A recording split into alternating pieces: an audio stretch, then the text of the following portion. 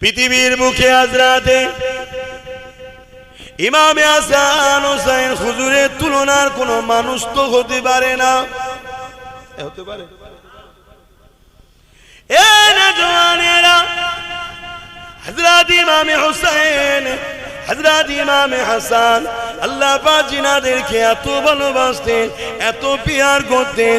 হযরত খাতুনে জান্নাত যখন ঘুমিয়ে পড়তেন বা নামাজে দাঁড়িয়ে দাঁড়িয়ে নামাজ পড়তে থাকতেন, হাসান হোসেন যখনই কেঁদে উঠতো আল্লাহ পাক সঙ্গে সঙ্গে জিবরাইল আলাইহিস সালামকে পাঠিয়ে দিত। ও হযরত জিবরাইল দুনিয়ার জমিনে যায়, আমার হাসান হোসেন তারা কাঁদে, এদিকে খাতুনে জান্নাত নামাজের মধ্যে দাঁড়িয়ে রয়েছে।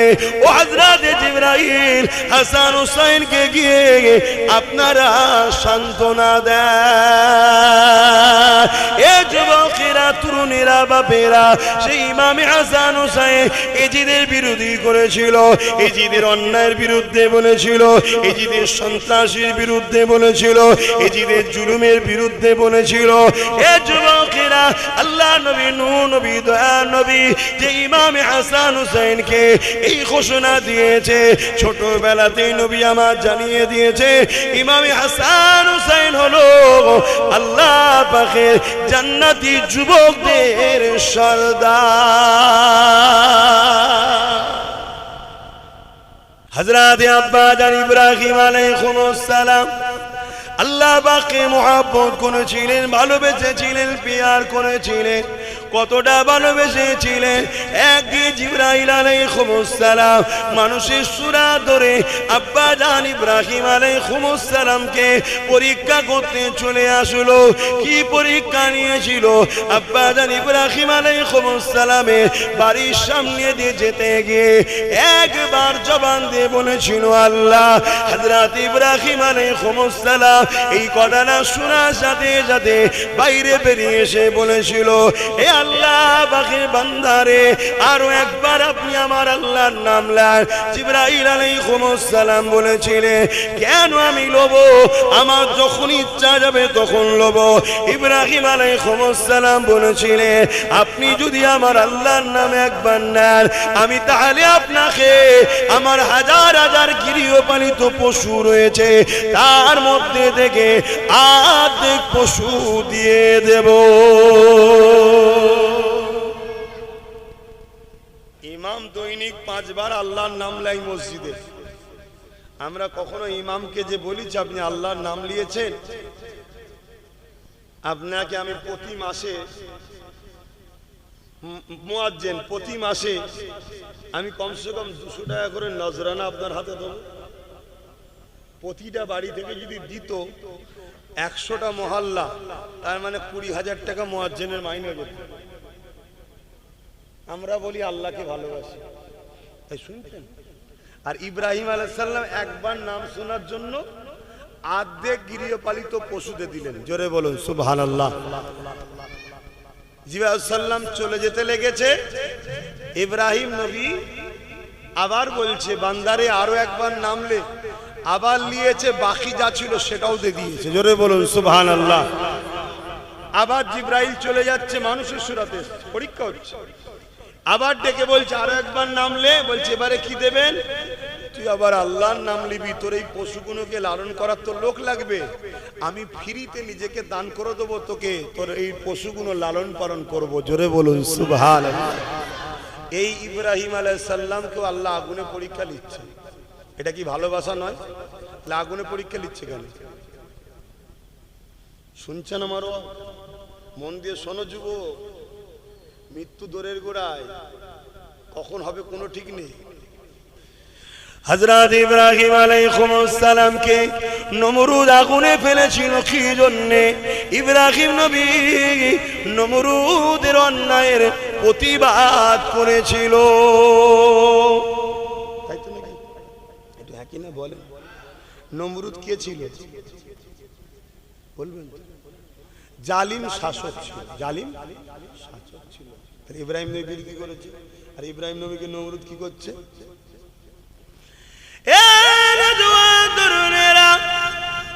যখন ইব্রাহিম নবী নমরুদের অত্যাচারের বিরোধী করলো, নমরুদের বিরোধী করলো, নমরুদ প্রজাদের উপরে যে অত্যাচার করত এবং তাওহীদ বিরোধী ছিল তার বিরোধী যখন করতে লাগলো, ওই সময় নমরুদ কি করলো, ইব্রাহিম আলাইহিস সালামকে আগুন তৈরি করলো। ওই আগুনে ফেলে দিবার জন্য ইব্রাহিম সাল্লামকে নিয়ে আসলো। এত বিশাল আগুন করেছিল, আপনাদের এই হারুয়া মল্লিকপুর গ্রামের থেকে পুরো এলাকা নিয়ে আগুন ধরিয়েছে। এই বিশাল আগুন কয়েক মাস ধরে ধরিয়েছে। এই আগুনের তাপমাত্রা এত বেড়ে গেছে, ওই আগুনে ইব্রাহিম নবীকে ফেলবে, কাছে কেউ যেতে পারছে না। এই জন্যে নমরুদ কপিকল তৈরি করলো, লাগত তোনার মতো এমন করে তুলনা তৈরি করলো যাতে করে দুলিয়ে দুলিয়ে সুরে টান মেরে ইব্রাহিম সাল্লামকে আগুনে ফেলে দেয়া যায়।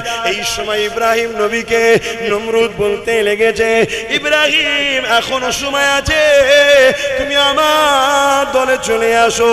এ যুবকেরা, আজ তুমি আমি যদি ভাবি অন্যায়ের বিরুদ্ধে বলতে যাস না বাবা, অন্যায়ের বিরুদ্ধে দাঁড়াস না বাবা, অন্যায় থেকে দূরে থাকিস না বাবা, তাহলে কি হবে? জেল হয়ে যাবে, টোটো চালানো বন্ধ হয়ে যাবে, কাজ বন্ধ হয়ে যাবে, মারধর খেতে হবে। তাহলে শোনো শোনো, আল্লাহর প্রেমিক কি করে হলে? আল্লাহ তো তোমাকে পরীক্ষা নেবে, হয় দুনিয়ায় তুমি জান্নাত চাও না আখিরাতে জান্নাত চাও। কেন আল্লাহ জাত পাকের কসম করে বলেছে, দুনিয়ায় আমি যাকে বাদশাহী দেব তাকে আখিরাতে শান্তি দেব না, আর যারা আখিরাতে শান্তি দেব তাকে দুনিয়াতে আমি দেব না। এ যুবকেরা, হযরত ইব্রাহিম আলাইহিস সালামকে ওই চরকিতে তুলে দেওয়া হলো, এবারে ফেলে দেওয়া হবে। হযরত জিবরাইল আলাইহিস সালাম এসে ওই চরকি খানা ধরে ফেললো, ধরে ফেলার পরে বলতে লেগেছে, ও হযরত ইব্রাহিম, আপনি যদি বলেন আমি এদেরকে এখান থেকে আমার ডানা চাপটা দিয়ে তাড়িয়ে দেবো, কিন্তু ইব্রাহিম আলাইহিস সালাম কি বলেছিলেন, ও হযরত জিবরাইল, আল্লাহ আমাকে পরীক্ষা নিচ্ছে, এই সময় আপনি আমাকে ডিস্টার্ব করবেন না।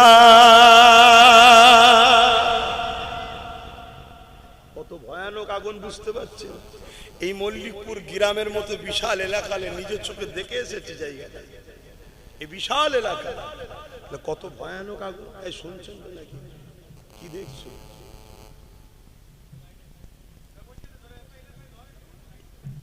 সেই জায়গাতে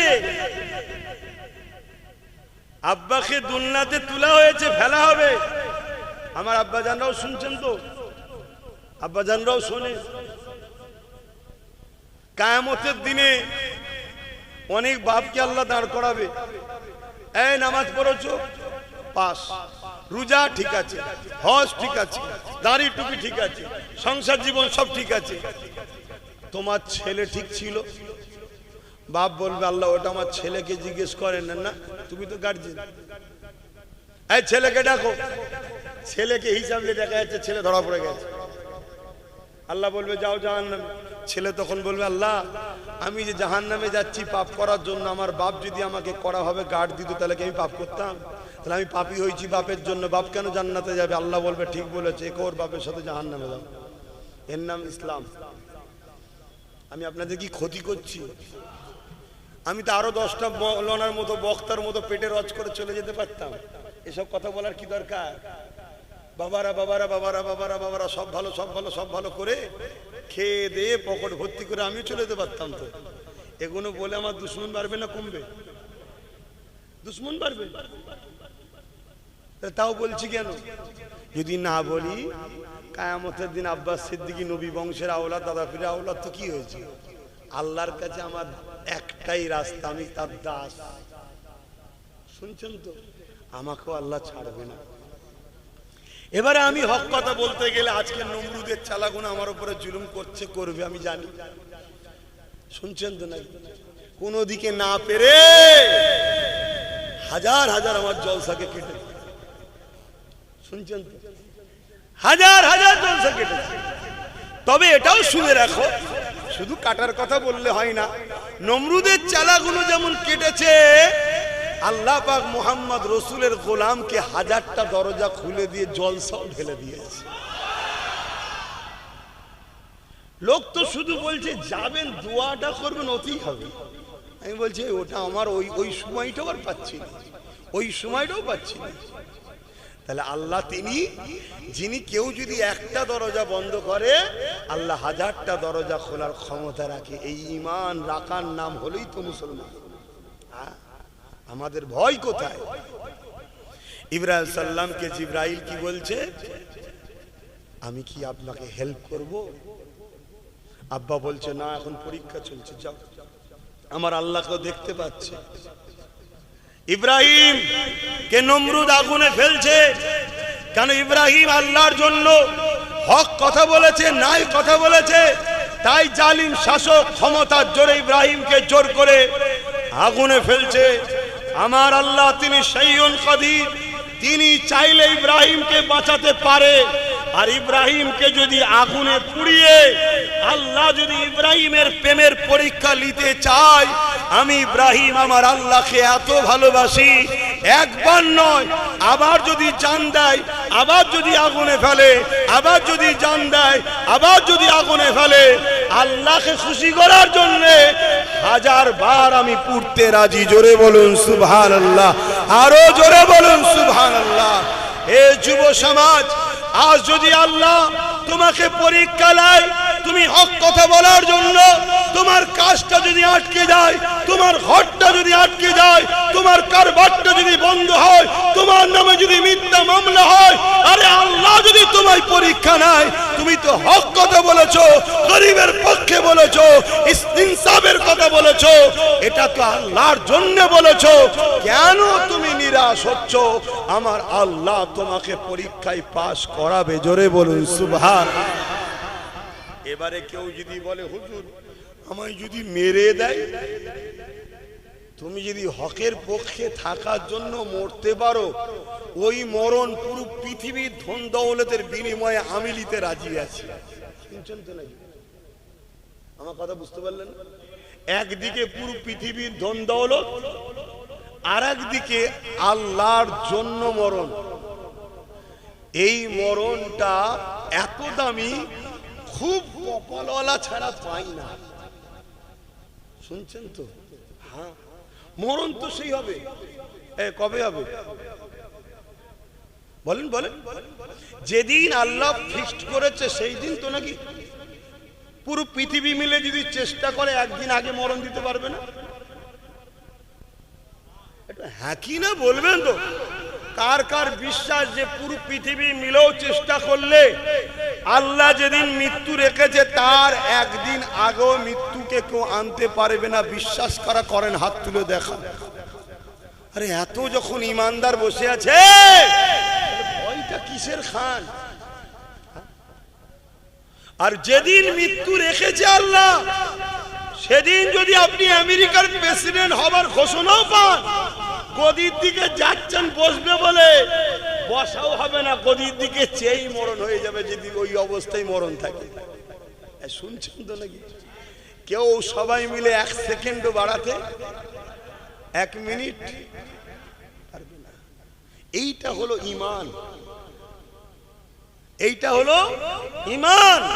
তাহলে তোমার আমার ডিউটি আল্লাহ দিয়েছে, ন্যায়ের পক্ষে থাকো, অন্যায়ের বিরোধী করো। এই অন্যায়ের বিরোধী করতে গিয়ে তোমার যদি মরণ হয়, তুমি আল্লাহর খুশির জন্য গলায় মরণকে লাও। এটাই তো তোমার প্রেমের পরীক্ষা। এই অন্যায়ের বিরোধী করতে গিয়ে তোমার যদি জেল হয়, জেলে যাও। এই অন্যায়ের বিরোধী করতে গিয়ে তোমার নামে যদি মিথ্যা মামলা হয়, মিথ্যা মামলা লাও। এই অন্যায়ের বিরোধী করতে গিয়ে তোমাকে যদি গিরাম ছাড়তে হয়, গিরাম ছাড়ো। মুসা আলাইহিস সালাম 6 বছর নিজের এলাকা ছাড়া ছিল। তুমি আমি কোথাকারের কে? মুসা আলাইহিস সালাম কে আল্লাহ পরীক্ষা নিয়েছে, দিয়ে আমাদেরকে দেখিয়েছে, দেখো আমার মাহবুবের সঙ্গে কি হচ্ছে। দেখো, শুকরিয়া আদায় করো যে আল্লাহ তোমাদেরকে এখনো অনেক ভালো রেখেছে, এখনো সময় আছে। মরণ তো হবে। দুনিয়ায় যদি অন্যায়ের সঙ্গে গা মিলিয়ে চলো, জালিমের সঙ্গে গা মিলিয়ে চলো, আজকের এজিদদের সঙ্গে গা মিলিয়ে চলো, তালে তাল মিলিয়ে চলো, হয়তো দুনিয়ায় তোমার কিছুদিন একটু রসগোল্লা পান্তুয়া ভালোই চলবে, কিন্তু কবরে 99টা সাপ হবে, এটা তুমি মাথায় রেখে দিও আমার নবীর কথা। আর তুমি যদি মনে করো না আমার আখিরাতে শান্তি দরকার, তাহলে তুমি দুনিয়ার হকের পক্ষে থাকো, ন্যায়ের পক্ষে থাকো, ইনসাফের পক্ষে থাকো। অবশ্যই তোমার দ্বারাই এই জমিনের বিধবা হক পাবে, এতিম হক পাবে, জুলুম খতম হবে, বেইনসাফি খতম হবে, নেশা খতম হবে। এই জমিনে আবার ইসলামের যে মূল ধারা, সেই ধারা আবার প্রতিষ্ঠিত হবে। জোরে বলুন সুবহানাল্লাহ, আরো জোরে বলুন সুবহানাল্লাহ। তুমি সেই কাজ করবে না? আল্লাহ তোমায় যৌবন দিয়েছে, তাকত দিয়েছে, হাত দিয়েছে, পা দিয়েছে। আল্লাহ দিয়ে হাত দিয়ে তুমি ইসলামের বিরুদ্ধে কাজ করো, ইসলামের পক্ষে কাজ করবে কবে? আল্লাহ দিয়া পা দিয়ে ইসলামের বিরুদ্ধে হাঁটছো, ইসলামের পক্ষে হাঁটবে কবে? আল্লাহ দিয়া জবান দিয়ে ইসলামের বিরুদ্ধে কথা বলছে, ইসলামের পক্ষে কথা বলবে কবে? আল্লাহ দিয়া চোখ দিয়ে ইসলামের বিরুদ্ধে দেখছো, ইসলামের পক্ষে দেখবে কবে? এখনো সময় আছে যুবক, ফিরে আসো, এখনো সময়। পৃথিবীর মুখে আজ রাতে ইমামে হাসান হোসেন হুজুরের তুলনার কোন মানুষ তো হতে পারে না। হতে পারে? এ নওজওয়ানেরা, হযরত ইমামে হোসেন, হযরত ইমামে হাসান আল্লাহ পাক জিনাদেরকে এত ভালোবাসতেন, এত পিয়ার করতেন।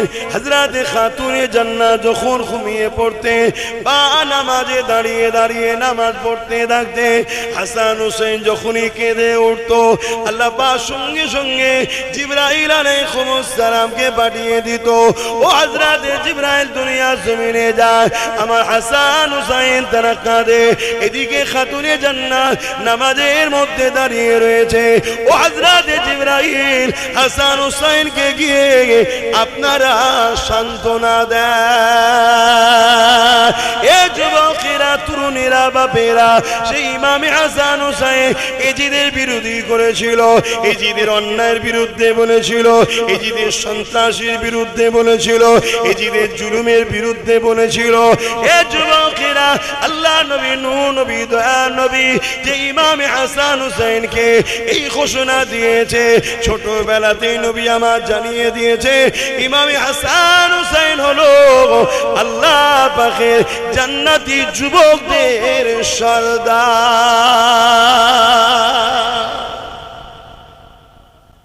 ইমাম হাসান হোসেন জান্নাতি যুবকদের সর্দার। জান্নাতে কোনো বুড়ো যাবে? জান্নাতে সবই তো যুবক যাবে, বুড়োকে যুবক করে দেবে। তাহলে হাসান হোসেন কাদের সর্দার? হ্যাঁ, সবার সর্দার। আচ্ছা বলুন তো ভাই, দুনিয়ায় যদি কাউকে একটা চেয়ারম্যান করা হয়, একটা প্রধান করা হয়, বা একটা কোন স্কুলের কিছু দায়িত্ব দেওয়া হয়, তার হাতে পাওয়ার থাকে, সে যাকে খুশি স্কুলে নিতে পারে, যাকে খুশি বাধা দিতে পারে, কোনো বাচ্চা ভুল করলে টিসিও দিতে পারে, করে না? করে না? যে প্রধান তারও ক্ষমতা থাকে, যে চেয়ারম্যান তারও ক্ষমতা থাকে না? থাকে না? দুনিয়ার যদি সামান্য পদের এই ক্ষমতা হয়, আল্লাহ যাকে ক্ষমতা দিচ্ছে জান্নাতের সর্দার, এমনি এমনি নাকি? তাদের ক্ষমতা আছে না নাই? অতএব ইমাম হাসান হোসেন যাকে চাইবে জান্নাতে রাখবে, যাকে চাইবে বার করে দেবে। তো বলুন, এজিদের পক্ষে থাকে আর জান্নাতে যাওয়া কি যাবে? এজিদ কাকে বলে? একটা অন্যায়কারী শাসকের নাম।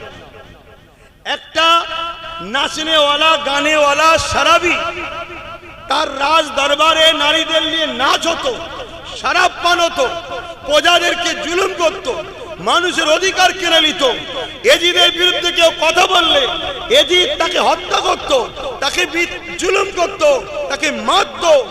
এইরকম একটা ভয়ঙ্কর অত্যাচারী শাসকের নাম হলো এজিদ। শুনছেন? আর ইমাম হোসেন কার নাম?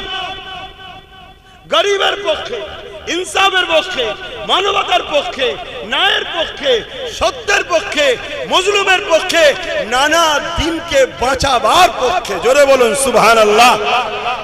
কারবালা কি সেদিনই শুরু সেদিনই শেষ? কারবালা আজও হবে, যুগে যুগে কারবালা হচ্ছে, যুগে যুগে হোসাইনিও আছে, এজিদিও আছে। তোমরা কোন দিকে? জোরে বলো।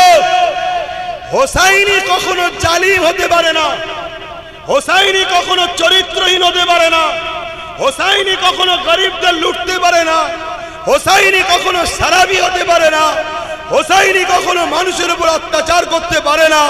হোসাইনি তো জুলুমকে মিটাবার নাম, অত্যাচারকে মিটাবার নাম, ন্যায়কে প্রতিষ্ঠিত করার নাম। তোমরা যদি বলো আমরা হোসাইনি, তাহলে তোমাদের ঘরে বুকের তাজা খুন দিয়ে হলো অন্যায়কে মিটাতে হবে, জুলুমকে মিটাতে হবে, নারীর অধিকার দিতে হবে, মানুষের মর্যাদা দিতে হবে, এতিমের অধিকার দিতে হবে। এক কথায় আজকের এজিদিদের বিরুদ্ধে তোমাকেও লড়াই করতে হবে, তবেই তো তুমি হোসাইনি, আর না হয় মুখে দাবি করে লাভ না। শুনছেন তো নাকি? আমি দুটো হোসাইন হুজুরের ওয়াকিয়া বলে চলে যেতে পারতাম, আমার কোনো দুশ্মন হতো না। উপরন্তু আজকের এজিদরাও বলতো ঠিক আছে, আব্বাস সিদ্দিকী আসলে আমাদের আপত্তি নাই। শুনছো তো নাকি? কিন্তু বাপ, আমিও দাবি করি আমি হোসাইনি, আমিও দাবি করি আমি আব্বাস হোসাইনি। আর আমি যদি অন্যায়ের সঙ্গে হাত মিলাই, সামান্য একটা গাড়ির জন্য, সামান্য একটা বুলো আলো জ্বলবে, সামান্য সামনে দুটো পুলিশ ভ্যান, পিছনে দুটো পুলিশ ভ্যান, কিছু টাকা পাবো, 3000 টাকা মাইনে, 1000 টাকা ভাতা, কিছু তেরপল, চাল, আলু, পেঁয়াজ। তাহলে কিসের হোসাইনি আমি? আরে বড় দুঃখ, এ সমাজের উলামারা, আলেমরা, পীর পীরজাদারা শুধু ফোন করে বলে দিচ্ছে একটা ফরচুনার পাঠিয়ে দাও, আমি আছি।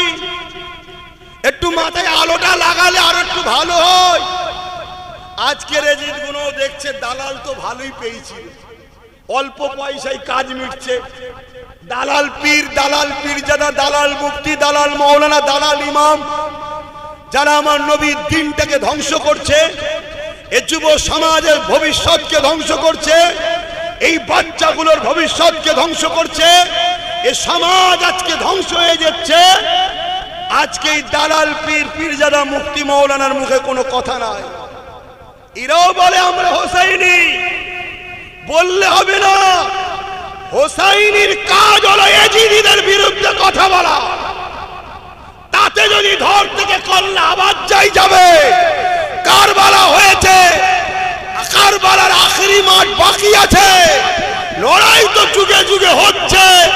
আখেরি মাঠে ইমাম মেহেদীর নেতৃত্বে হোসাইনি তো হতে হবে। জোরে বলুন সুবহানাল্লাহ, আরো জোরে বলুন সুবহানাল্লাহ।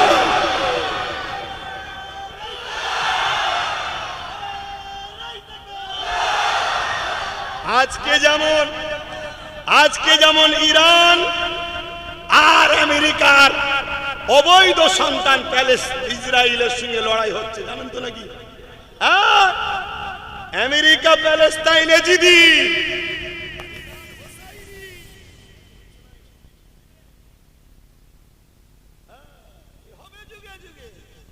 আল্লাহ পাক কখনো কাউকে বিজয় দিয়ে সম্মানিত করে, কাউকে আবার শহীদ করে সম্মানিত করে। এজিদ কিছুক্ষণের জন্য হয়তো কারবালায় জিতেছিল, কিন্তু এজিদ জিতেও অপমান, বেউজ্জতি, লাঞ্ছিত, ধ্বংস। আর হোসাইন পাক আমাদেরকে শিক্ষা দিয়ে গেছে। আরে নানার কাঁধে চড়ে বড় হয়েছি, নানার জিভ চুষে বড় হয়েছি, নানা যখন সেজদায় যেত নানার পিঠে উঠে বড় হয়েছি। তোরা কাবা গেলে কাবা তোদেরকে সালাম দেয় না, আমি হোসাইন কাবায় গেলে কাবা আমাকে দেখে আনন্দ করে খুশিতে সালাম দেয়। আমি সেই হোসাইন দিয়ে দিয়েছি, জালিমদের সঙ্গে হাত মিলাইনি। তুমি জেলার সাহেবই হও না কেন, অন্যায়ের সঙ্গে হাত মিটিয়ে তুমি কখনো হোসাইনি হতে পারো না, পারো না, পারো না। শুনছেন তো নাকি? হ্যাঁ, তুমি ডবল হজ করতে পারো, প্রতি বছরে হজ করতে পারো, নামাজি হতে পারো, রোজাদার হতে পারো, মুফাসসিরে কোরআন হতে পারো, মাদ্রাসা বানাতে পারো, মসজিদ বানাতে পারো, বড় আল্লামা বড় পীর হতে পারো, বড় জুব্বাও থাকলে থাকতে পারে, বড় পীরজাদা হতেও পারো। ওসব কিছু ইসলামে মাইনে রাখে না। ইসলাম মাইনে রাখে তুমি রসুল ও আহলে রসুলদেরকে কোন দিকে আছো। শুনছেন তো নাকি? ঈমান, ঈমান। আজ আমার নবীর দিনটাকে ধ্বংস করে দেওয়া হচ্ছে। আমাদের কারো কোনো হুঁশ আছে? সমাজ যদি নেশা যুক্ত হয় তার মানে ইসলাম শেষ। সমাজে যদি রেপ বাড়ে তার মানে ইসলাম নেই। সমাজে যদি খুন বাড়ে ইসলাম নেই। সমাজে যদি অত্যাচার বাড়ে ইসলাম নেই। দয়ার নবী অত্যাচারকে বন্ধ করেছে, নিজের রক্ত ঝরিয়েছে।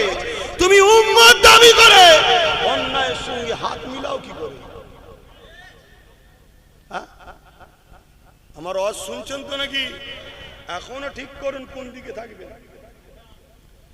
এজিদি দিকে না হোসাইনি দিকে খেয়াল করো। তোমাদের ভাইজান হোসাইনের তো জুতো মুবারকের ধুলো চোখে সুরমা বানায়। আমি ইমাম পাকের দরবারে গেছিলাম, আমার হুজুরের প্রেম হুজুর আমাকে লিখেছিল।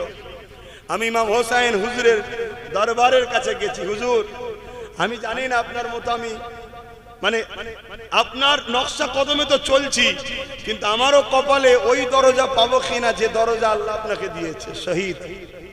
তাই তো নাকি? এবং শহীদ আজম সব থেকে বড় শহীদ। তবে হুজুর দোয়া করেন হকের উপরে থেকেই যেন মরণটা হয়। বলুন আল্লাহুম্মা আমিন। হ্যাঁ রে বাবা রে, পড়বো আব্বাস সিদ্দিকী। আমার যদি মরণ আজকেই থাকে, তোমাদের মল্লিকপুরে আজকে, এটা নিয়ে চিন্তা করে কিছু লাভ নেই। পুরো পৃথিবীর ফোর্স নিয়ে সময় বাঁচাতে পারবে না। আর আজকে যদি আমার মরণ না থাকে, পুরো পৃথিবীর সবকিছু পরমাণু থেকে শুরু করে সবও যদি মারে, সব মরে গেল, আমি ঠিক থাকবো। এই ঈমানটা নয়, এই বিশ্বাসটা না বলে ঈমান। এইভাবে আল্লাহর উপর ভরসা করতে হয়। তাহলে যিনি মুখ দিয়েছে তিনি খাওয়াবে। কিছুদিন হয়তো একটু পরীক্ষা নিচ্ছে। গুটি কত জলসা যখন প্রথম কাটছিল, মন খুব খারাপ। এই জলসাগুলো কেটে যাচ্ছে হক কথা বলার জন্য। শুনছেন তো নাকি? হ্যাঁ, যদি পাস স্লিপ হয়ে যেত, এ দরকার নেই, আমি ফোনটা করি, আমায় বেশি কিছু করতে হবে না। আমার ওই সামনে 4টে গাড়ি, পিছনে 4টে গাড়ি দেবে, লাল আলো দিলেই হয়ে যাবে। তাহলেই তো ব্যাস এজিদ হয়ে গেল। কি না, আল্লাহ আমায় বাঁচিয়েছে। কে বাঁচিয়েছে? সব সময় আল্লাহর কাছে সাহায্য চাও। আল্লাহ, আমি যেন লোভে না পড়ে যাই, ধ্বংস না হয়ে যায়। খোদা, তোমার পরীক্ষায় ধৈর্যের সাথে যেন কামিয়াবি হতে পারি। এই দুয়াটা চাইবে কার কাছে? আল্লাহ। পরীক্ষা তো তুমিই নেবে, আর পাশও আল্লাহ তোমাকেই করাতে হবে। তোমার কাছেই সাহায্য চাই, কেন আমরা দুর্বল, আমরা দুর্বল।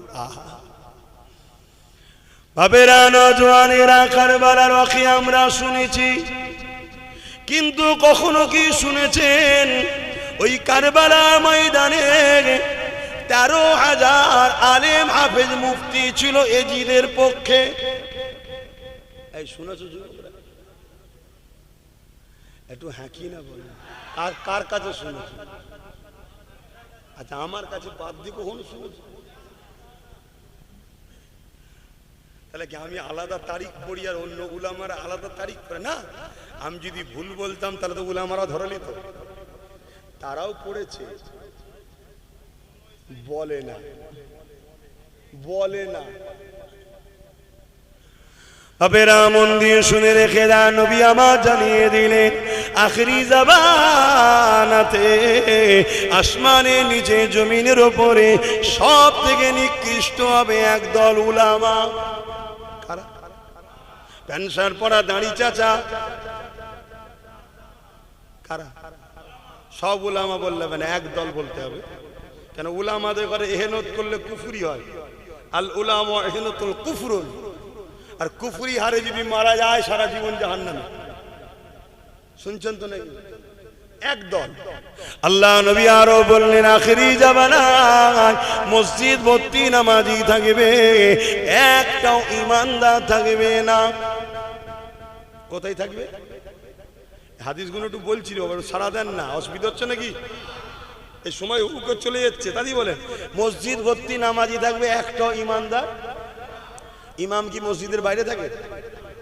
একটাও ইমানদার। তাহলে ইমাম ওর মধ্যে করছো তো, চলে আসে। এ যুবকেরা, তরুণেরা, আল্লাহ নবী জানিয়ে দিলেন আখিরি জামানায় হাতে তালুতে আগুন রাখার থেকেও ঈমান বাঁচানো বড় কষ্ট হয়ে যাবে। এখানে কেউ কি আছেন হাতের তালুতে এক টুকরো আগুন রাখতে পারবে? কখনোই সম্ভব নয়। তার থেকেও কঠিন হলো ঈমানটা বাঁচানো। তাই আল্লাহর কাছে সাহায্য চাই। ও রব্বি আল্লাহ, আপনি, আমি, আব্বাস আমার ঈমানকে বাঁচান, আমাদের ঈমানকে বাঁচান। বলুন আল্লাহুম্মা আমিন। কেন আখিরি জামানা শুরু হয়ে গেছে। এ যুবকেরা, তরুণেরা, বাপেরা, আরো একটা হাদিস বলে যায়। আল্লাহ নবী জানিয়ে দিলেন আখিরি জামানাতে আমার উম্মতিরা প্রচন্ড মার খাবে। কিভাবে মার খাবে? আল্লাহ নবী বলেছে একটা পাত্র যদি খাবার থাকে আর ক্ষুধার্ত পশুগুলো ওই পাত্রের উপরে ঝাঁপিয়ে পড়ে, এইভাবে আমার উম্মতির উপরে আখিরি জামানাতে একদল মানুষ তাদের উপরে ঝাঁপিয়ে পড়ে তাদেরকে ছিন্ন বিচ্ছিন্ন করে হত্যা করে দেবে। আমরা যদি সোশ্যাল মিডিয়ায় দেখি, এই হাদিস কিন্তু বাস্তবে শুরু হয়ে গেছে। আমার পশ্চিম বাংলাতে বেলগাছিয়াতে গত কয়েক সপ্তাহ আগে মাত্র 3টে মুসলিম যুবক ছেলেরাতে 20-25 জনের ভিড় এমন করে ঝাঁপিয়ে পড়ল, তাদেরকে পিটিয়ে পিটিয়ে রক্তাক্ত করে দিল। কেননা তারা ছিল মুসলমান। এই জন্যে এ যুবকেরা, তরুণেরা, যুবকেরা, 4টে হাদিস বললাম। প্রথম নম্বর হাদিস নবী আমার জানিয়ে দিলে আসমানের নিচে জমিনের উপরে সব থেকে নিকৃষ্ট হবে একদল উলামা। দ্বিতীয় নম্বর হলো মসজিদ ভর্তি নামাজি থাকবে, একটা ইমানদার থাকবে না। 3 নম্বর হলো হাতের তালুতে আগুন রাখার থেকেও ঈমান বাঁচানো বড় কষ্ট হবে। 4 নম্বর হলো আমার উম্মতদের উপরে ক্ষুধার্ত পশুরা যেভাবে খাদ্যর উপরে ঝাঁপিয়ে পড়ে, আখিরি জামানাতে আমার উম্মতদের উপরে এইভাবে ঝাঁপিয়ে পড়ে তাদেরকে হত্যা করবে, তারা প্রচুর মার খাবে। এ যুবকেরা, তরুণেরা, এর কারণটা কি? এবারে মিলিয়ে নেন। আল্লাহ নবী জানিয়ে দিলে এ দুনিয়ার মানুষেরা শুনে রেখে দাও, অন্যায় দেখলে হাত দিয়ে তোমাদেরকে রুখতে হবে। যদি হাত দিয়ে রুখতে না পারো, মুখ দিয়ে তার প্রতিবাদ করো। যদি মুখে প্রতিবাদ করতে না পারো, অন্তর থেকে ঘৃণা করে দূরে সরে যাও। তাহলে অন্যায় দেখলে কি করতে হবে? হাত দিয়ে রুখতে হবে। যদি হাতে ক্ষমতা না থাকে, মুখ দিয়ে প্রতিবাদ, মুখেও ক্ষমতা নেই, অন্তর থেকে ঘৃণা করে সরে যেতে হবে। এই 3টের মধ্যে কোনোটা যদি না থাকে, তার মধ্যে ঈমান নাই। 1 নম্বর ঈমান কি? হাত দিয়ে রুখা। 2 নম্বর ঈমান কি? মুখ দিয়ে প্রতিবাদ। 3 নম্বর ঈমান কি? খুবই দুর্বল কিন্তু ঈমান আছে। যেমন কচু পাতাতে পানি দিলে যেমন টলমল করে, ওই রকম ঈমান আছে কিন্তু খুবই দুর্বল। তারপরেও যদি ঘৃণা করে সরে যায়, ঈমান থাকবে। আর যদি 3টের মধ্যে কোনোটা না থাকে, ঈমান নাই। এখন আমি জানতে চাইছি, মসজিদ, মাদ্রাসা, কবরস্থান, ঈদগাহ, খানকা, এগুলো আমাদের তো নাকি? এগুলো ইসলামের সম্পদ তো নাকি? ইসলামের পেহচান তো নাকি? আজ যদি কেন্দ্র সরকার ক্ষমতার জোরে আইন তৈরি করে মসজিদ, মাদ্রাসা, কবরস্থান, ঈদগাহ, খানকাকে ভাঙতে চায়, তাহলে ইসলাম অনুযায়ী ঈমানদার তো সে যে কেন্দ্র সরকার এই অন্যায় আইনের বিরুদ্ধে হাত দিয়ে লড়বে। শুনছেন? আগে বলুন, কেন্দ্র সরকার এই যে আইনটা করেছে, নাই করেছে না অন্যায় করেছে? তাহলে রাসূল বললেন অন্যায় দেখলে কি করতে হবে? হাত দিয়ে রুখতে হবে। তাহলে কেন্দ্র সরকারের এই কালা কানুনের বিরুদ্ধে হাত দিয়ে লড়াইয়ের দরকার আছে না? না। যদি হাতে ক্ষমতা না থাকে দ্বিতীয় ঈমান মুখ দিয়ে প্রতিবাদ, যদি মুখেও ক্ষমতা না থাকে অন্তর থেকে ঘৃণা করা। যদি কেন্দ্র সরকারের কালা কানুনের বিরুদ্ধে কোনো মুসলমানের হাত দিয়ে লড়ারও ক্ষমতা নেই, মুখ দিয়ে লড়ারও ক্ষমতা নেই, অন্তর থেকে ঘৃণা করারও ক্ষমতা নেই, রাসূলুল্লাহর হাদিস অনুযায়ী তার মধ্যে ঈমান।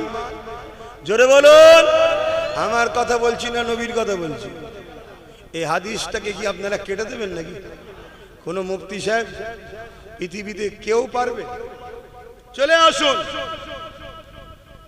ঠিক তেমনি এই ওয়াকফ কালা কানুনের বিরুদ্ধে আমরা প্রতিবাদ করব, আন্দোলন করব। পশ্চিম বাংলার বুকেও আন্দোলনের দরকার আছে না নাই?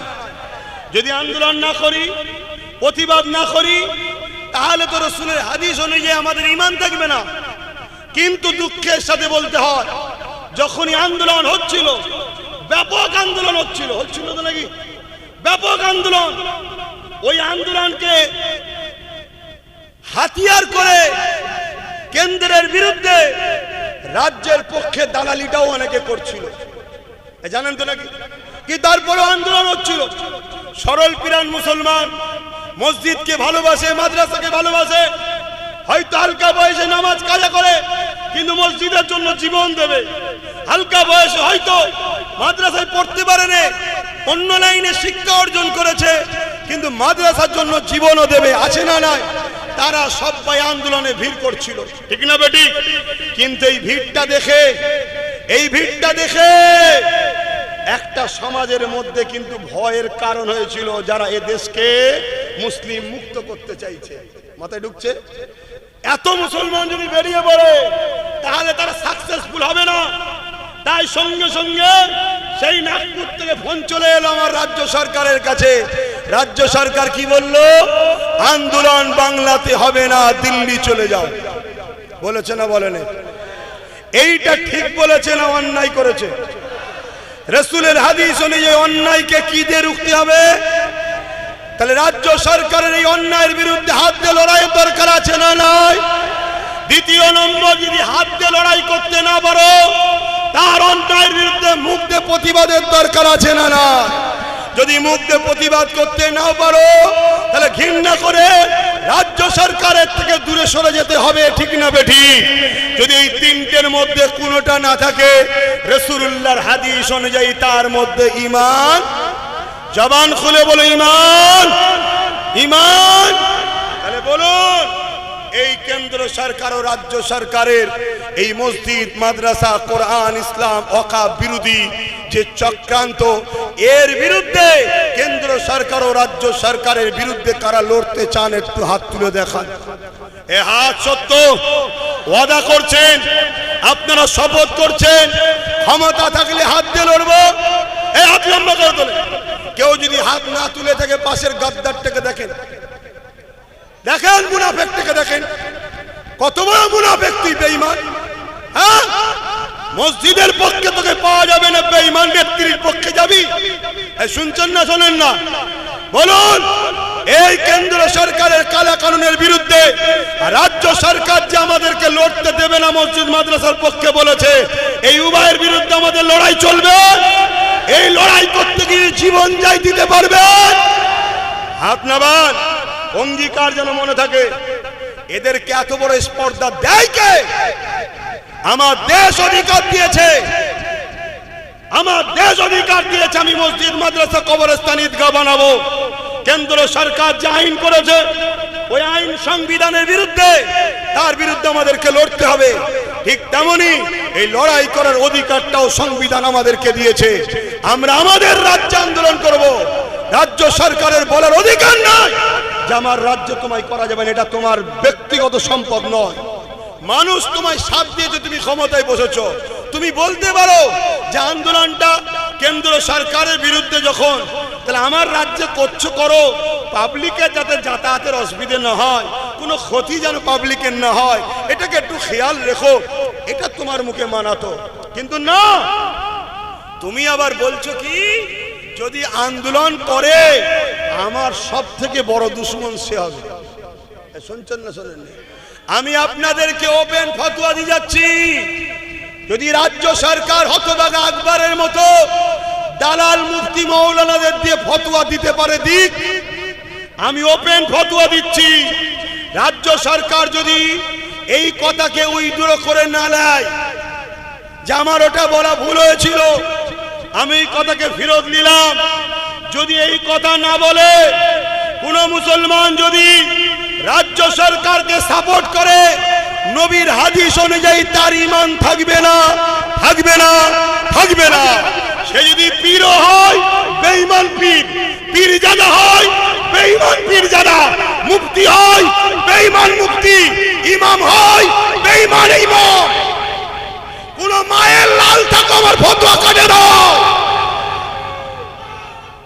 আমার নবীর দিনকে নিয়ে ছেলে খেলা হচ্ছে, তোমার এত বড় স্পর্ধা। আমার মসজিদের জন্য আমি কথা বলতে পারবো না, আমার মাদ্রাসার জন্য কথা বলতে পারবো না, আমার কবরস্থানের জন্য কথা বলতে পারবো না, এই বলার অধিকার আছে না? না, হুঁশ করে কাজ করো মুসলমান। আর না হয় কি হবে শোনো, সূরা বাকারাতে আল্লাহ বলছে, তোমরা আমাকে আর আমার হাবিবকে ভুলে যাদের দিকে তোমরা থাকবে, আমি আল্লাহ তাদের দ্বারা তোমাদেরকে মিটাবো। শুনছেন? অলরেডি দেখো না, বিজেপি শাসিত রাজ্যগুলোই মুসলমান মরছে বিজেপির হাতে, আর বাংলাতে মুসলমান মরছে টিএমসির হাতে। পার্থক্য কোথায়? বলো বলো বলো, পার্থক্য কোথায়? আসামে বোলডুজার দিয়ে মাদ্রাসা ভাঙছে বিজেপি, জানেন তো নাকি? আসামে বোলডুজার দিয়ে মাদ্রাসা ভাঙছে বিজেপি, আর আমার রাজ্যে রাজ্য সরকার মাদ্রাসার শিক্ষক বন্ধ করে দিচ্ছে। কেন শিক্ষক বন্ধ করছে? শিক্ষক না থাকলে ছাত্র থাকবে না, ছাত্র না থাকলে মাদ্রাসা বন্ধ। তাহলে ও প্রকাশ্য করছে, এ গোপনে করছে। ও প্রকাশ্য করছে কেন? ওর মুসলমান ভোটের দরকার নেই, ওখানে অমুসলিমদের ঘরে এক করে নিয়েছে বুঝিয়ে, এখানে এখনো অমুসলিমদের ঘরে এক করতে পারেনি। তাই 40% মুসলমানকে দরকার। তাই ঘুমটা দিয়ে আমাদের দরদি দেখিয়ে মাদ্রাসা শিক্ষা বন্ধ করে মাদ্রাসাকে ধ্বংস করছে, আর ভেতরে ভেতরে বিজেপির চাষ চলছে। কিন্তু খুব মাথায় ঢুকাও। আজান দিচ্ছে নাকি? যাক, আজানটা হয়ে যাক, যদি এই সুযোগে কারো অসুবিধা হয় চলে যেতে পারেন আজানের ওসিলায়। কারণ আমরা শুনি যে আজানের সময় বালা পালায়। এ ভাই, আমি আমার জন্য কথা বলছি নাকি? আমি তো আল্লাহর ঘরের জন্য কথা বলছি। আল্লাহর ঘরের জন্য যদি কোনো মুসলমান কথা বলতে না দেয়, দেশে কিসের মুসলমান? ভাইরা আমার, আজান হয়ে গেছে, নামাজ হবে, সংক্ষেপ করছি। তুমি বিরুদ্ধে বলতে যদি নাও পারো, তোমাকে তো অন্তর থেকে ঘৃণা করতে হবে নাকি? ঠিক না বেটি? তুমি তা না করে ইসলামের দুশ্মনকে সাপোর্ট করে ক্ষমতায় আনবে, আর সে ক্ষমতায় এসে বলবে এ মসজিদ মাদ্রাসা কবরস্থান হয়ে কথা বলা যাবে না, তাহলে তুমি বেঈমান। এজন্য নবী বলল মসজিদ ভর্তি নামাজি থাকবে ইমানদার। জোরে বলুন ইমানদার। আমি আবার বলে যাই, গুনার মাপ আছে, ইসলামের দুশ্মনী করলে মাফ নাই। মাথায় ঢুকিয়ে নাও। আজও যারা কেসের ভয়ে বেরিয়ে আসতে চাইলো বেরোতে পারছো না, প্রকাশ্য যদি নাও পারো, দিল থেকে ঘৃণা করো। শুনছেন তো নাকি? আজ আমি প্রকাশ্য বেরোলে আমাকে জেলে দিতে পারে, চেষ্টা হবে না। দিল থেকে তুমি ঘৃণা করো, ফাইসাল্লা তো আল্লাহ করবে, আমাকে দেখাবার তো দরকার নাই। কিন্তু এটা সত্য কথা, তুমি জেনে রেখে দাও, অন্যায়কে হাত দিয়ে রুখতে হবে, না হয় মুখ দিয়ে রুখতে হবে, না হয় দিল থেকে ঘৃণা করতে হবে। কেন্দ্র সরকার মসজিদ মাদ্রাসা ওয়াকফের বিরুদ্ধে যে আইন করেছে অন্যায়, তারও যেমন মুখ দিয়ে হাত দিয়ে দিল থেকে ঘৃণার দরকার, ঠিক রাজ্য সরকার ওই অন্যায়ের বিরুদ্ধে আন্দোলনকে রুখে দিল, এরও বিরুদ্ধে ঘৃণা করা দরকার। তাই আজ যেসব উলামারা চাপে পড়ে হয়তো করতে পারছে না, দিল থেকে ঘৃণা করে, অবশ্যই তিনাদের ঈমান আছে কিন্তু দুর্বল। তাই আমি প্রত্যেকটা ইমামকে বলবো, প্রত্যেকটা আলেমকে বলবো, আল্লাহকে ভয় করে। জ্ঞান দিচ্ছি না, আগিয়ে আসেন, প্রকাশ্য আসতে হবে না, গোপনে একবার আমার সঙ্গে দেখা করেন, কিছু আলোচনা আছে, যদি সাথ দিতে পারেন। আপনি ভাবছেন হুজুরের কথা শুনলে 3000 চলে যাবে, আমি আপনাকে 20,000 মাসের মাইনের ব্যবস্থা করে দেবো, সে রাস্তা আপনাকে দেখাবো। আসেন আসেন, আর যদি না আসেন আমি আপনাকে বলে যাই, বন্ধ তো আপনার হবেই একদিন, কিন্তু মসজিদের মধ্যে ঢুকে আপনাকে পুরানো হবে, তখন কেউ আপনার পাশে দাঁড়াবে না, কেউ দাঁড়াবে না, শুধু ভয় দেখানো হচ্ছে, ভয়। আরে ও চলে এলে, ডাকাত চলে এলে তোকে বাংলাদেশে পাঠিয়ে দেবে, গোশ খাওয়া বন্ধ করে দেবে, কেটে ফেলবে, মেরে ফেলবে। আরে দুজনে আবডাক বিক্রি করছে। নাই বলো দিঘার মতো জায়গা, যেটা হলো বেড়াবার জায়গা ছিল সর্বধর্মের মানুষের, রাজকোষের টাকা, আমার ট্যাক্স তোমার ট্যাক্সের টাকায় ওই দিঘাতে রাজ্য সরকার তৈরি করে তার প্রসাদ কি করছে? কিসের দ্বারা? রেশনের দ্বারা। বলো ইমাম সাহেব, মৌলভী সাহেব, পীর সাহেব, এটা খাওয়া হালাল? যদি হালাল নয়, মসজিদের বিরুদ্ধে কথা হয় না কেন? জলসাইয়ের বিরুদ্ধে কথা হয় না কেন? যেই সরকার আমাদের ঈমানকে লুটতে চাইছে, কেন?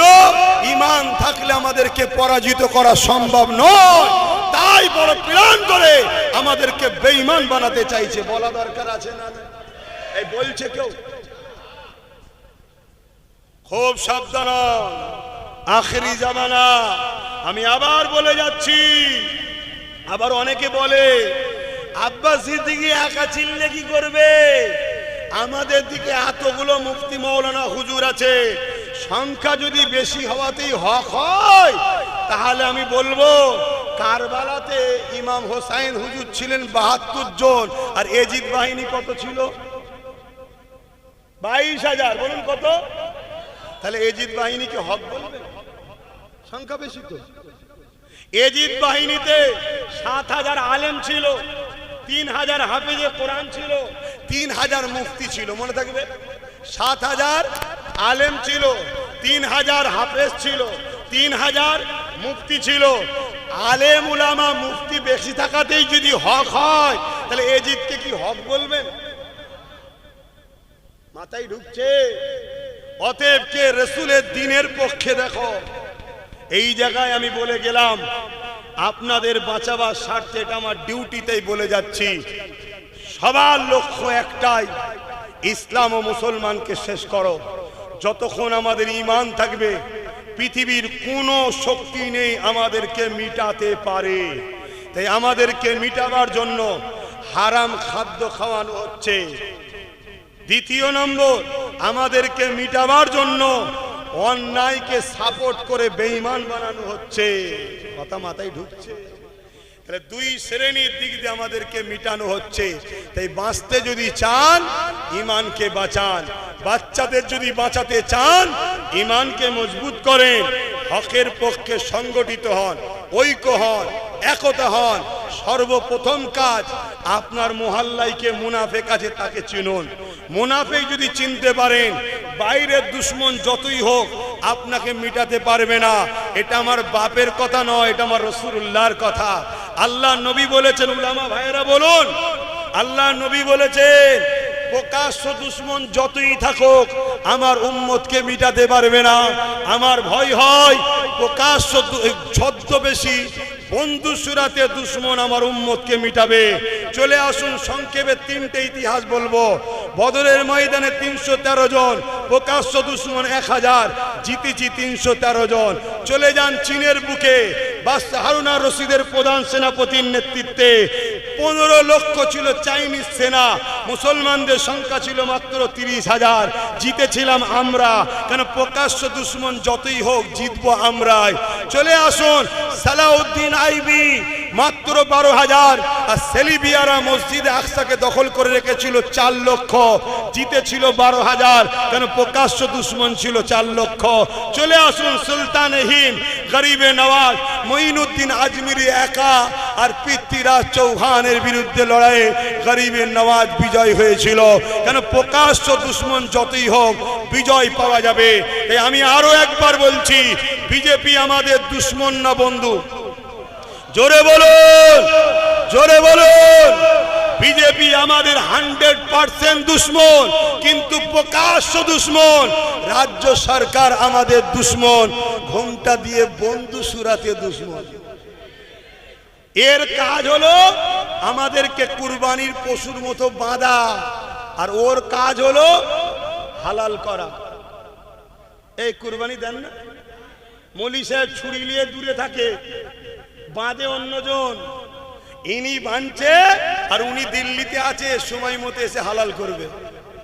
অতএব হাত পা খোলা আছে, সময় থাকতে থাকতে নিজেদের পাওয়ার তৈরি করো, পাওয়ার করো, রাজ ক্ষমতা তৈরি করো। যদি রাজ ক্ষমতা তৈরি করা যদি অন্যায় হতো, তাহলে আমার নবী পাক কেন মক্কা থেকে ইয়াসরিফে গিয়ে রাজ ক্ষমতা নিজে করলেন এবং নিজে 10 বছর রাষ্ট্র চালালেন? কেন? এসব মুনাফিক গাদ্দার মুসলমানদের কথা শুনবেন না। এরা সব মিলেমিশে আছে। এরা এদের বেঈমান নেতা নেত্রীর জন্য বোম বন্দুক বার করে, মসজিদ মাদ্রাসার জন্য কথা বলছে, দেখছেন? এরা সব বেঈমান, খুব সাবধান।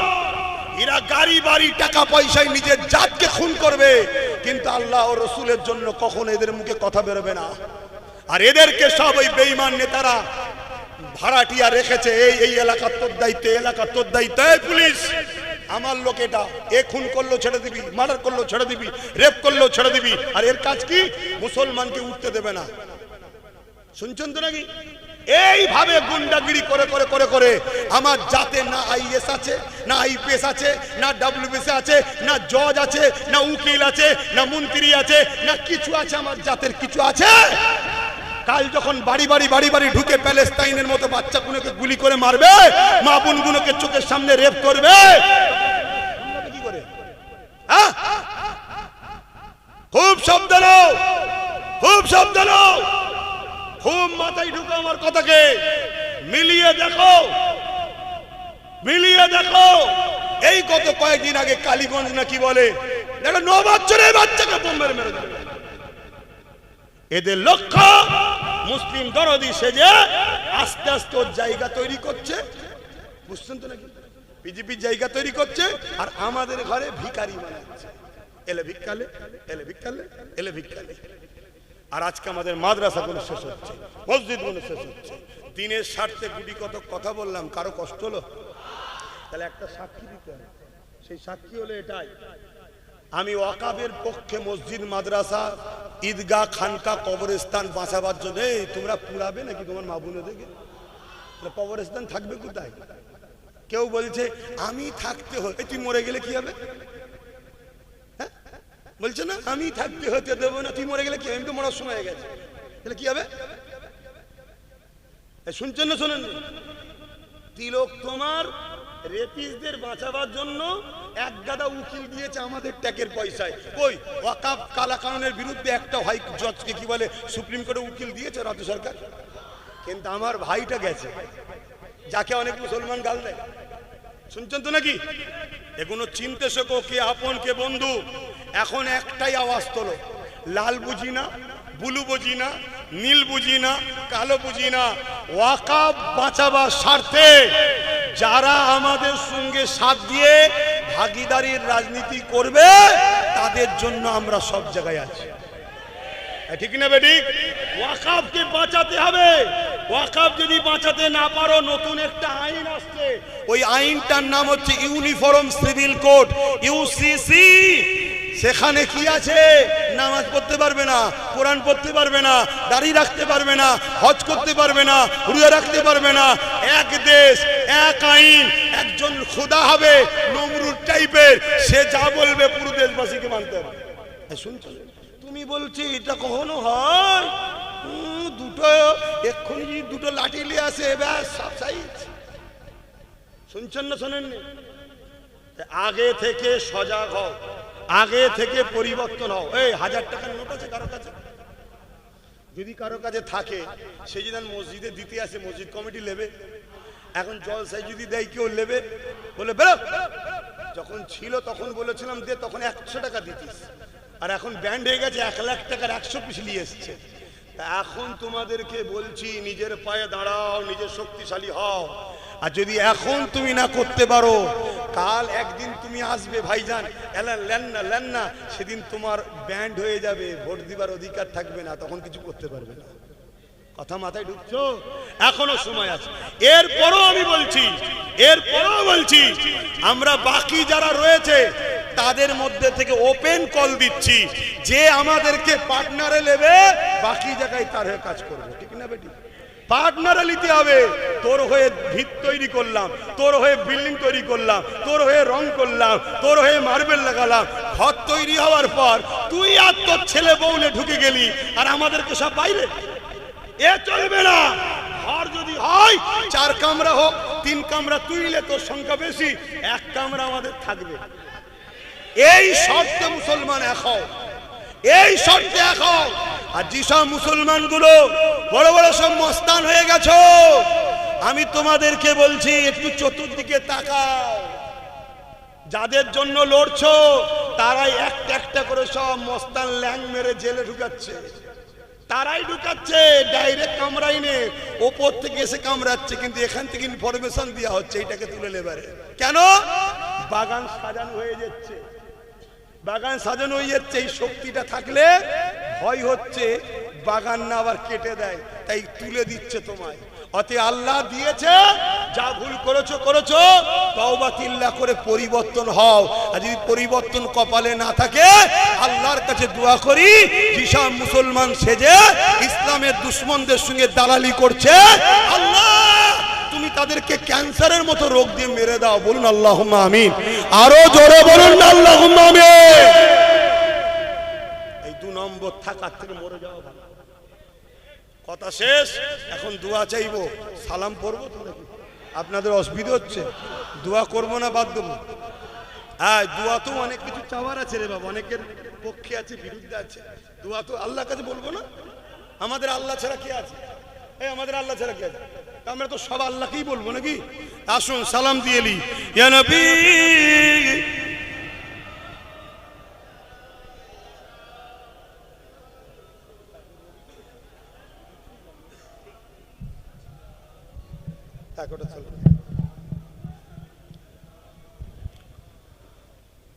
আমি একটা কথা বলতে ভুলে গেলাম তো, হয় দেখেন দাঁড়িয়েই বলে দিই একটু। ওয়াকাফের জন্য, দেশের জন্য, সংবিধান বাঁচাবার জন্য, প্রত্যেক ধর্মের মানুষের অধিকার বাঁচাবার জন্য আমি যদি ব্যারিকেডে ডাকি, আপনারা গাঁটের পয়সা খরচ করে আমার ডাকে সাড়া দিতে পারবেন? সত্যি কথা বলবেন, 2 নম্বর হাত তুলবেন না। কারা পারবেন হাত লম্বা করে তোলেন। সত্যি বলছেন? সত্যি বলছেন? হাত নাবান। কেন? ব্যারিকেডে সবাই প্রোগ্রাম করে, বামও করে, কংগ্রেস করে, বিজেপি করে, টিএমসি করে, আর আমার উলামা ভাইয়েরা নাকি করতে গেছিল, করতে দেয় না। তো পরে তারা আর কেন করলো না সেটা তিনারা ভালো জানবে, আমি জানি না। তবে তিনাদেরকেও বলবো, ভয় খান না, আন্দোলনে নামেন। ওয়াকাবলে আমি এখনো আন্দোলন করছি, জানেন তো? এই তো আজকেও তো 2-5 মিনিট হলেও বললাম। প্রতিটা ইমামের উচিত 1 লাইন হলেও মসজিদে বলা, হ্যাঁ ওয়াকাবকে ভুলে যেও না, এইটুকু হলেও বলা। আর আলেম ওলামাদের মাইকে 5 মিনিট হলেও বলা দরকার, যারা ওয়াকাব আইন করেছে তারাও আমাদের দুশমন, যারা ওয়াকাব আইনের বিরুদ্ধে লড়তে দিচ্ছে না তারাও আমাদের দুশমন। গাল দেবো বিজেপিকে, ইনি বলছে দিবি না। তাহলে কি পিরিত বুঝতে পারছেন? কত মহব্বত বুঝতে পারছেন না? হ্যাঁ, হক কথা ফক করে বেরিয়ে যায়। তো যাই হোক, কে কি করবে জানি না, আমি লড়ছি। আল্লাহর বান্দা, আল্লাহর দাস, নবীর গোলাম। আমার সাথে ব্যারিকেডে যদি ডাক দিই, আপনাদেরকে পাওয়া যাবে তো নাকি? ঠিক কথা বলছেন? আমি হাত তুলে সাক্ষী নিচ্ছি, হাত লম্বা করে তোলেন। আমি কি আপনাদের জোর করলাম? জোর করলাম? আমি এইভাবে হাত সব জায়গায় তুলে তুলে দেখছি। আমার টার্গেট 25 থেকে 30 লক্ষ লোক যেন হয়, যেটা ব্যারিকেডে কখনো হয়নি, আর ইনশাল্লাহ আগামী তো হবে না। বলুন ইনশাল্লাহ। হ্যাঁ, সেই জন্য চেষ্টা করছি। কি হবে? যাবেন তো? আমি যে জায়গায় গেছি হাত তুলে যা দেখেছি, যারা সাপোর্ট হাত তুলছে যদি সত্য হয় আমার ধারণার বাইরে আল্লাহ নিয়ে যাবে। বলুন ইনশাল্লাহ। ওয়াকাফের জন্য আমাদেরকে লড়তেই হবে। মনে রাখবেন, বাংলা এমন একটা রাজ্য, ভারতের কোহিনূর, এখানে যদি আন্দোলন বাড়ে এর প্রভাবটা দিল্লিতে গিয়ে পড়ে। শুনছেন? অনেকে বলবে কেস চলছে তো। আরে কেস তো বাবরি মসজিদেরও চলছিল, ঘুমিয়ে পড়ার জন্য তো রায় ভুল হয়ে গেল। হ্যাঁ, আন্দোলন জারি রাখতেই হবে। যত মাথার ভিড় বাড়বে আন্দোলনের প্রভাব বাড়বে। তা মসজিদ মাদ্রাসার জন্য কি পাওয়া যাবে না আপনাদের? আজকে ক্রিকেটে লক্ষ কণ্ঠের গীতা পাঠ হলো। দেশ সবার, রাজ্য সভা সবাই করতে পারে, আপত্তি আমার নাই। আমরা পাবো না কেন? কি আমার ওই ভাইয়েরা কেন পাইনে জানি না। কেউ সাপ হয়ে কেমড়েছে, উজা হয়ে ঝেড়েছে কি আমি তাও জানি না। কেন গোপন কথা বলা যায় না। তবে আমি ইনশাল্লাহ করব। আর আপনাদের আশা করব কেউ যেন বাদ না যায়। একটা 5 লক্ষ লোক আন্দোলন গুরুত্ব ঠিক হবে না। 25-30 লক্ষ লোক হলে এই চাপ কিন্তু দিল্লিতে পড়ে যাবে। শুনছেন না? শোনেন না? আবহাওয়া খারাপ হয়ে যাবে। যে কটা আছে বাংলায় ও কটাও শেষ হয়ে যাবে। শুনছেন তো নাকি? হ্যাঁ, শেষ করা দরকার আছে না? না, হ্যাঁ, ওরা আছে বলেই তো ইনার উপকার হচ্ছে, শুধু ওদেরকে দেখাচ্ছে। ছেলে ধরা বোঝেন? ছেলে ধরা, ছোটবেলায় বাচ্চা যে মায়ের কোল থেকে নেমে যায় মা কি বলে? যাসনি ছেলে ধরা আছে। অনেকে আবার বলে হুমবুড়ি আছে, হুমবুড়ি কি বলে না? বলে না? বাচ্চা তাও শোনে না, নেমে যায়। তখন আর একজন থলে বা কিছু কাপড় জড়িয়ে এসে বাচ্চাকে ভয় দেখে। বাচ্চা ভয়ে চিৎকার দিয়েছে মায়ের কোলে উঠে যায়, তাই তো নাকি?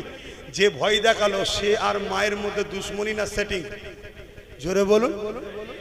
অতএব আমরা হলাম বাচ্চা। ইনার কোল থেকে যখনই নামতে চাই অমনি উত্তরপ্রদেশ থেকে, দিল্লি থেকে হুমবুড়ি আসে, এসে বলে দিল্লি থেকে এসে বলে গোশ খাওয়া বন্ধ করে দেবো, বাংলাদেশে পাঠিয়ে দেবো। আমরা ভয়ে আবার মায়ের কোলে উঠে পড়ি। শুনছেন তো নাকি? এসব সেটিং না সেটিং নয়। মাথায় ঢুকাও, এ থেকে বেরো। আর না একটা দিন উপায় থাকবে না। সময় থাকতে থাকতে প্রস্তুত নিতে হয়, ঠিক তো নাকি? আমরা সেই ফড়িং এর গল্প শুনেছিলাম না? বর্ষা আসার আগে পিপিলিকা তার খাদ্য জড়ো করেছিল, আর ফড়িং ইডাল উডাল ঘুরে বেড়াচ্ছিল। লাস্টে ফড়িং দেখছে পুরো গাছপাতা সব শেষ, লাস্টে অজ্ঞান হয়ে পড়ে আছে। তাহলে আগে থেকে প্রস্তুত নিতে হয় না? হয় না? জীবনে কোনোদিন দেখেছেন পাখি ডাল ভেঙে পড়ে গেছে? পাখি কেন পড়ে না? ডালার পাখির ভরসা ডালের ওপরে নয়, পাখির ভরসা নিজের ডানার ওপরে, তাই সে জীবনে পড়ে না। তাহলে আমরা যদি নিজেদের উপরে ভরসা রাখি যে আমাদের ভরসা আমাদের, তাদের 50 থাক 70 থাক যাই থাক, আমাদের থাকবে, তোর থাকবে, চলে আয়, 3টে পা তোর, একটা পা আমার, লাগা বস। যদি আমার কথা 21-এ মেনে নিতে, তাহলে আজকে বলতে পারতো দিল্লি যা। ধরো এই চেয়ারের 4টে পাতো, ধরুন যিনি বসে আছে ইনিই বসে আছে, কিন্তু 3টে ওনার, একটা আমাদের। ওই চেয়ারে বসে বলতে পারতো দিল্লি যা। কেন? পা খুলে নিতাম, সরকার পড়ে যেত। মাথায় ঢুকাও যুবক, মাথায় ঢুকাও। খুব ভয়ানক পরিস্থিতি আসছে, খুব সাবধান হও। আর মনে রাখবে, একদল আলেম, একদল উলামা, একদল পীর, একদল পীরজাদা, একদল ইমাম আল্লাহর ঘরে বসে এদের জন্য কসম খাওয়াবে। শুনছেন না শোনেননি? যারা খোদার ঘরকে বেঈমান জালিমদের জন্য ব্যবহার করে, ওদেরকে মুনাফেক বেঈমান ছাড়া অন্য কিছু চিনবেন না। আমি বলে গেলাম কেন? হতবাগা আকবর দ্বীনে ইলাহি বলে একটা কিতাব লিখেছিল। ওই কিতাবটাও কিন্তু আলেম উলামা মুফতিদের দ্বারাই লিখেছিল। আর মুজাদ্দিদ আল-পেসানি ওই উলামা ও আকবরের বিরুদ্ধে লড়াই করে মানুষের ঈমান আমলকে বাঁচিয়েছিল। মুজাদ্দিদ আল-পেসানি আমাদের দাদা জান হয়, বংশের দাদা হয়। শুনছেন তো নাকি? অতএব ভাই আমার, আপনাদের বাঁচাবার স্বার্থে বললাম। কি গো, আপনারা যারা শুনলেন, আমার বন্ধু হলেন না দুশ্মন হলে গো? বন্ধু হলেন না দুশ্মন? তো বন্ধু যখন হবেন, তাহলে বন্ধুর ডাকে সাড়া দিতে হবে, ব্যাস এই হলো কথা। আসেন সালাম পড়ে লিয়া নবী সালাম ইয়া রাসূল ইয়া হাবিব সালাম সালাওয়াতুল্লাহ কঠিন হাসরের দিনে কি আছে মোদের কপালে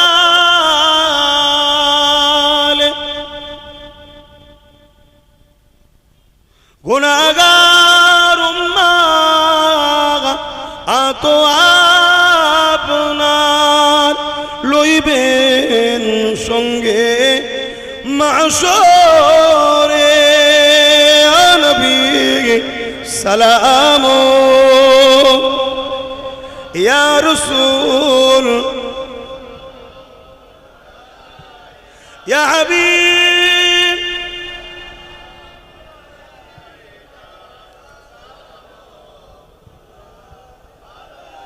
সকলে আগে বসুন।